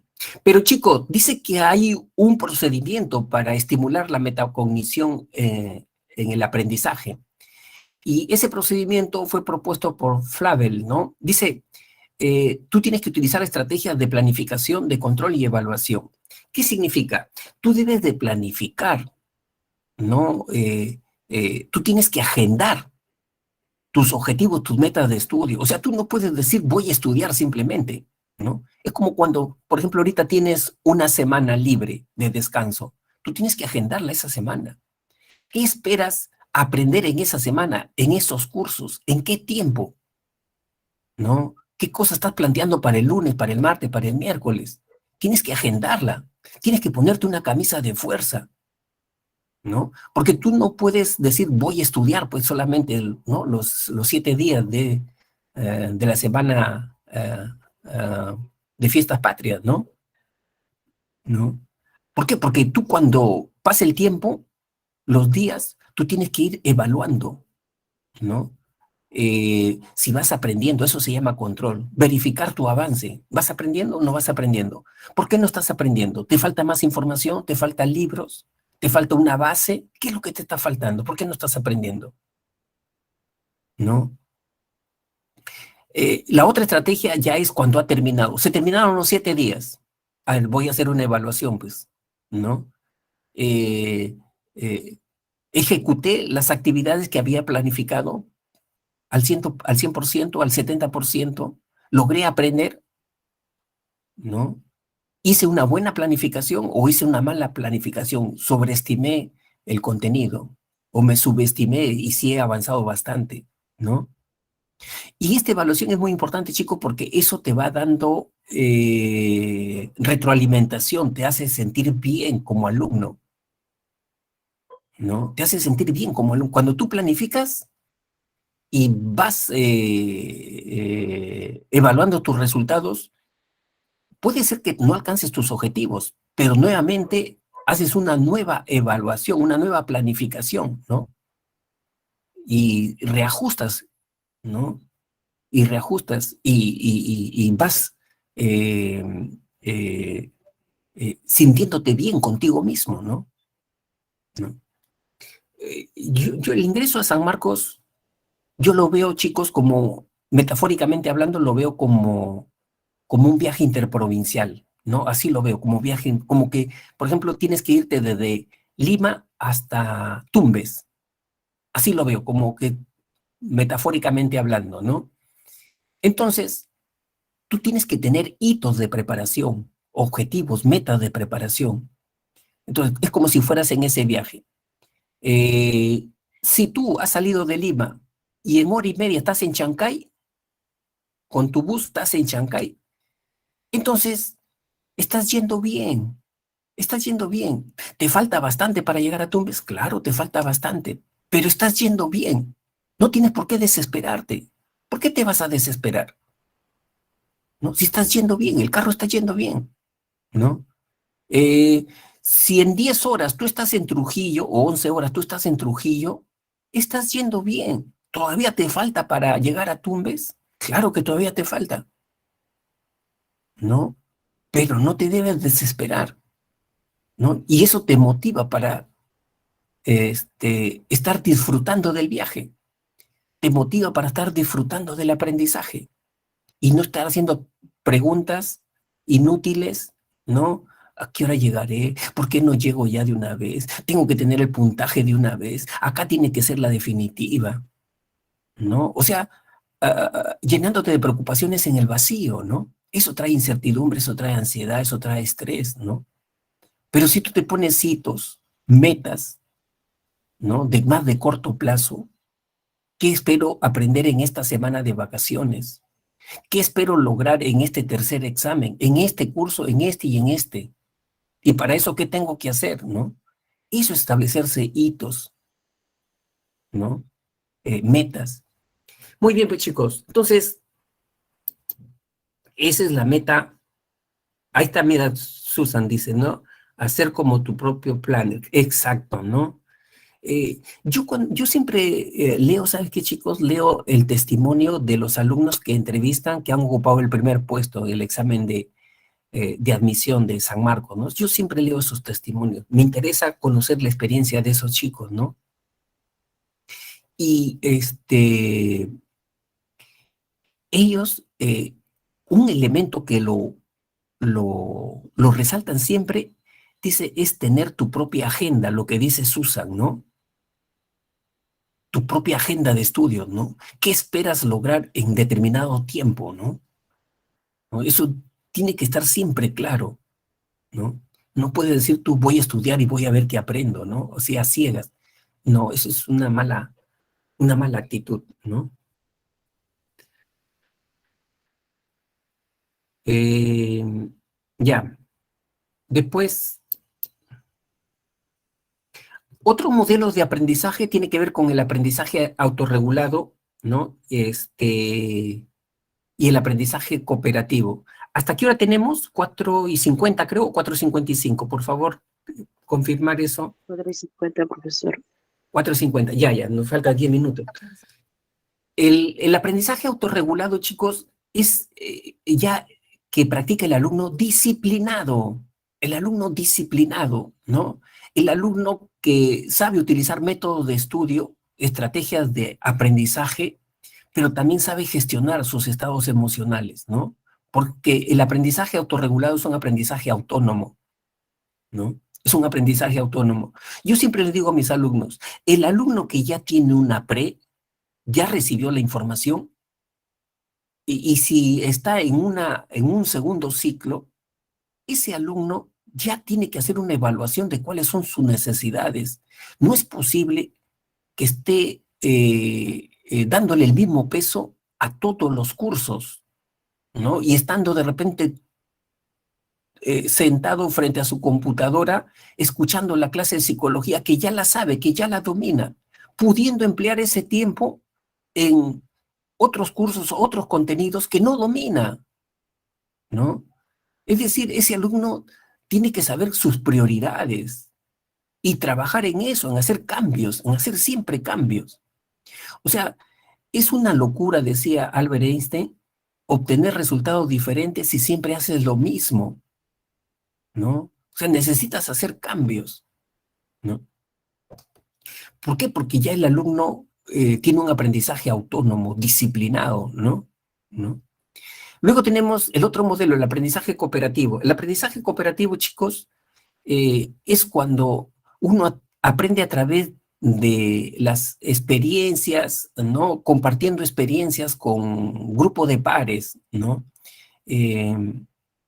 Lamentablemente, las instituciones educativas no fomentan este tipo de aprendizaje cooperativo. Tú vas a cualquier institución educativa, ¿cuál es el modelo allí tradicional de enseñanza? El profesor es el que tiene el rol estelar, es el rol protagónico. Los alumnos son receptivos, como estamos viendo ahora, ¿no? En clases presenciales, las carpetas están ubicadas en forma de columnas. ¿Qué es lo que ve el alumno de interesante en esa aula, en esa clase presencial? La nuca de su compañero, la espalda de su compañero, ¿no? Por eso que ahora los colegios fomentan, algunos, no todos, ¿no? Este aprendizaje cooperativo, que se vean las caras los alumnos, que participen los alumnos, ¿no?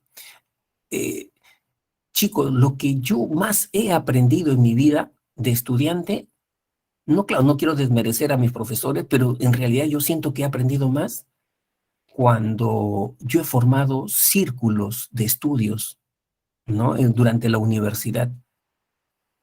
O sea, nos reuníamos, ¿no? 8, 10, los que teníamos más interés en aprender, y hacíamos experiencias, nos íbamos al Hospital Larco Herrera, hacíamos terapia ocupacional para los enfermitos allí, y ahí leíamos, ¿no? Sobre las características de estos enfermitos y cómo ayudarles, y publicábamos nuestra experiencia, Ahí se ha aprendido bastante. Por eso ustedes miren, está bien que estudien individualmente, ¿no? Pero también exploten el otro lado, ¿no? O sea, ustedes ven quiénes son los que participan en el aula, ¿no? Comuníquense con ellos, formen su grupo WhatsApp, ¿no? Y ahí intercambien su aprendizaje y las dificultades que tienen en diferentes cursos, ¿no? Aprovechen ese recurso, ¿no? ¿No? Aprovechen ese recurso. Esto te ayuda bastante, ¿no? Ahora con la tecnología, con mayor razón, ¿no? Con mayor razón. ¿Ustedes participan en algún círculo de estudios?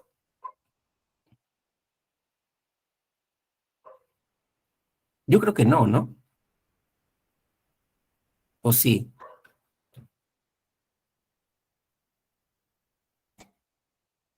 Ya, Carlos.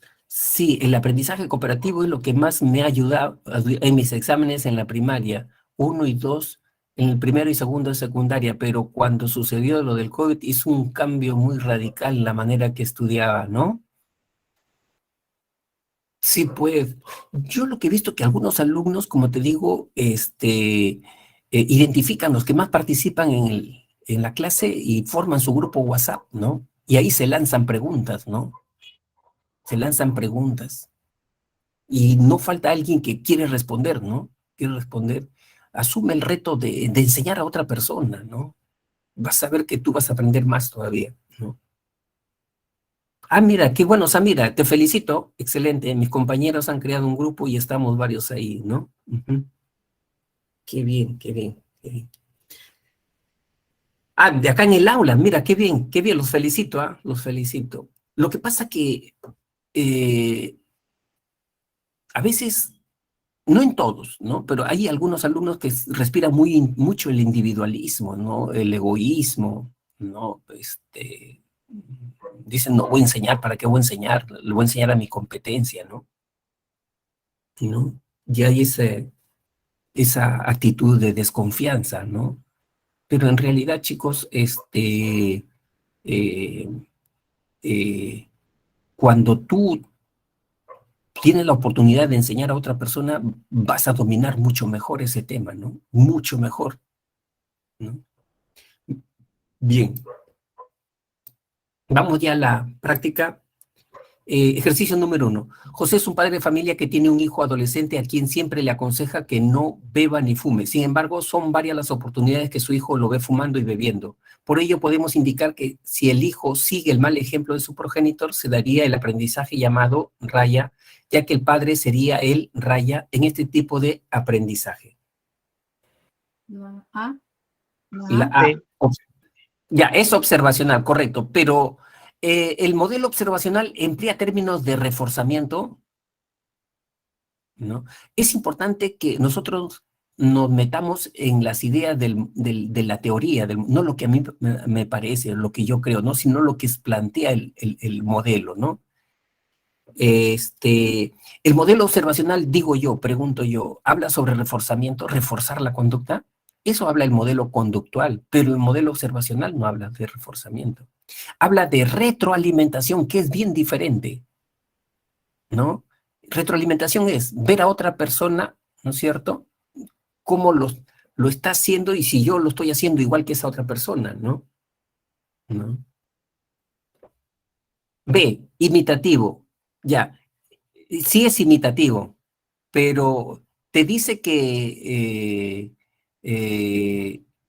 el padre es un orientador. Te dice que es un orientador. ¿Qué cosa te dice el modelo observacional sobre el papá, ¿no? ¿Qué es el papá dentro del modelo observacional? ¿No es cierto, Jen? Es un modelo, es un modelo. Ese es el concepto, el término que utiliza este modelo de aprendizaje. Hay que meternos en la lógica del autor, en el concepto, en los términos que utiliza la teoría, el modelo, ¿ya? No hay que inventar, ni creer, ni suponer. 2. Algunos estudiantes señalan que al momento de dar un examen les ocurre que no pueden desarrollar un problema a pesar de insistir en él. Se aturden, se cansan y desisten de buscar la solución. Sin embargo, ya más tranquilos, cuando están camino a casa pensando en el problema irresuelto, dan con la solución. Un joven señalaba, pareciera que mi mente se abrió, no sé cómo, en base a lo propuesto por la teoría gestáltica del aprendizaje. Ya me pusieron una camisa de fuerza ya, como alumno, que me mueva dentro de esto nada más. La teoría gestáltica. ¿Se puede concluir? ¿Qué concluyo?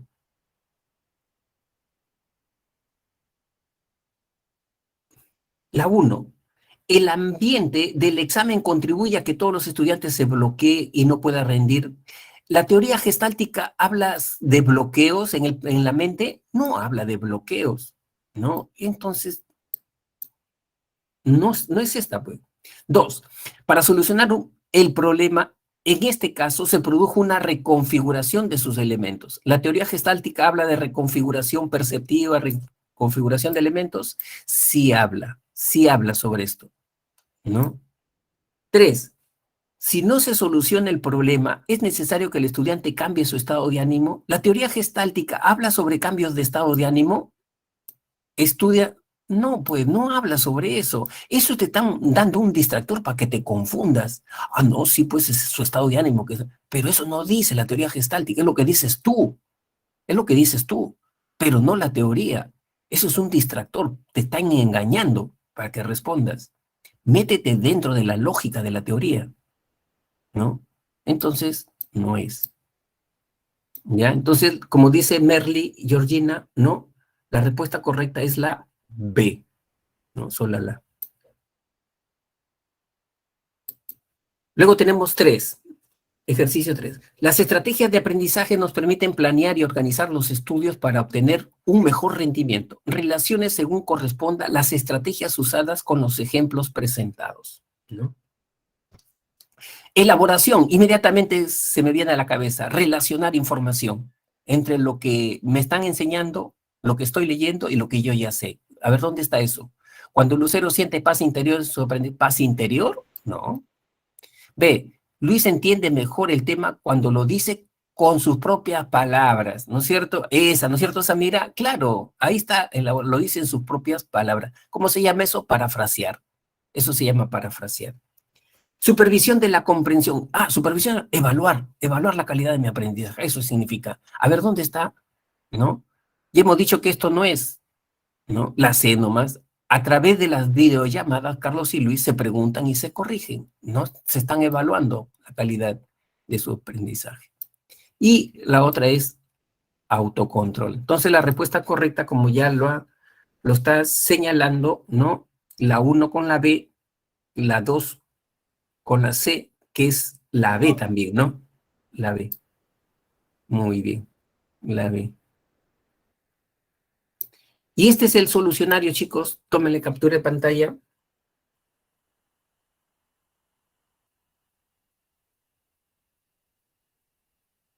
Ya. Y bueno, hemos terminado nuestra clase. Muchísimas gracias por la atención prestada y los invoco a que aprovechen esta semana que tienen de descanso para que se nivelen, ¿ya? Y se preparen ya para el RUS final, ¿no? Que es un mes más, ahí duro, ¿no? Y bueno, felices fiestas patrias, ¿no? También desen su descansito por ahí, oxigénense. Un abrazo bien fuerte a cada uno de ustedes. Chao, Marcela. Gracias, Marcela. Nos vemos, Samira. Gracias por participar. Igualmente, Susan. Gracias. Gracias por compartir sus experiencias también acá con el profesor, ¿no? Gracias a nuestro tutor también. Nos vemos. Hasta la próxima. De aquí hasta agosto, Chao. Le voy a dar las clases desde mi tierra. Me voy a Chepén, ¿no? Desde ella le voy a dar las clases. Chao, chao, chicos.